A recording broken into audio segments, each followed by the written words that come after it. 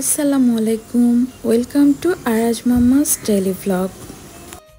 আজকে অনেক দিন পরে চলে আসলাম একটা বড় ভিডিও নিয়ে। এখন আমার একেবারেই বড় ভিডিও দিতে মন চায় না, জানি না কেন। এডিট করাটা খুবই প্যারা মনে হয়, আর কি টপিকস নিয়ে দিব এগুলাও আমি খুঁজে পাই না। তো আমার ফ্রেন্ড ভাবি আর আমার কাজিন মিলে আমরা একটা প্ল্যান করি যে চলো আমরা আজকে একটা ইফতার পার্টি করি।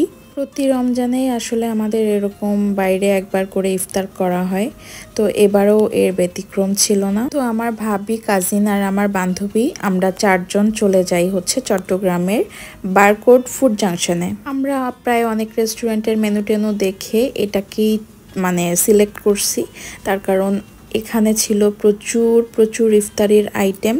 যদিও বা প্রাইসটা একটু বেশি, কিন্তু তারপরও ওদের যে প্যাকেজিং সিস্টেম ছিল, আমরা ওই প্যাকেজ থেকে একটা প্যাকেজ প্লেটার নিয়ে নেই, আর ওই প্যাকেজ ছাড়াও আমরা এক্সট্রা 2-1টা আইটেম নিয়ে নেই। আর আজকে কিন্তু আমি আরাজকে নিয়ে গেছিলাম, কারণ ছেলেটাকে নিয়ে আমার একেবারেই বের হওয়া হয় না, কারণ ওকে বাইরে নিলেই ও অনেকটা অসুস্থ হয়ে যায়, এই জন্য আমি ওকে বাইরে নিই না। তো আজকে নিয়ে আসছি, যাক ভালোই ছিল, আমাকে জ্বালায়ও নাই, মাশাল্লাহ লক্ষ্মী বাচ্চা হয়েই ছিল। সবাই কিন্তু একটু মাশাল্লাহ বলবেন। তো যেহেতু এখানে সিট পাওয়াটা খুবই ডিফিকাল্ট, আমার অলরেডি ঝগড়াও লেগে গেছে একজনের সাথে। আমরা সিট বুক করে গেছিলাম, কিন্তু তারা আমাদের সিট নিয়ে নিছে, যার কারণে আমাদের সাথে একটু ঝগড়াও হয়েছে। এই যে মহারানী 2 জন লেট করে আসছে, যার কারণে এই ঝামেলাটা।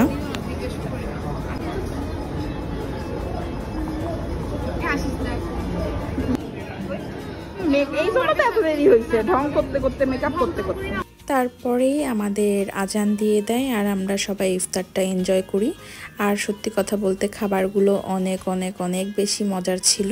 এখানকার খাবার আমরা আগেও অনেকবার খাইছি এবং বরাবরই আমাদের খুবই ভালো লাগছে। এখানে আসলে অনেক আইটেম ছিল, তো তার মধ্যে থেকে 2-1টা একটু খারাপ হবে, এটা খুবই স্বাভাবিক। আমরা চাইলে রাইস দিয়েও প্ল্যাটারটা নিতে পারতাম, কিন্তু আমরা আসলে অত ভারী খাবার চাই নাই, এজন্য আমরা নান বা পরোটা এগুলাই নিচ্ছিলাম। আর এই কাবাব প্লেটারের সাথে আমাদের আসলে নান বা পরোটা এটাই বেশি ভালো লাগতেছিল।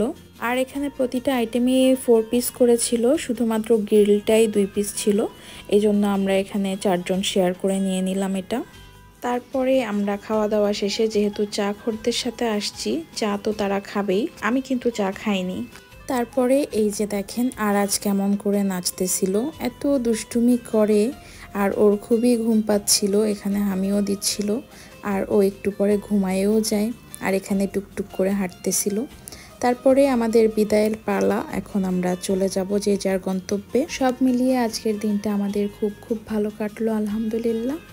আর এরকম কাজিনরা মিলে ইফতার পার্টি আসলেই অনেক বেশি মজা হয়। তো এই ছিল আজকের ভ্লগ, সবাই ভালো থাকবেন, আল্লাহ হাফেজ।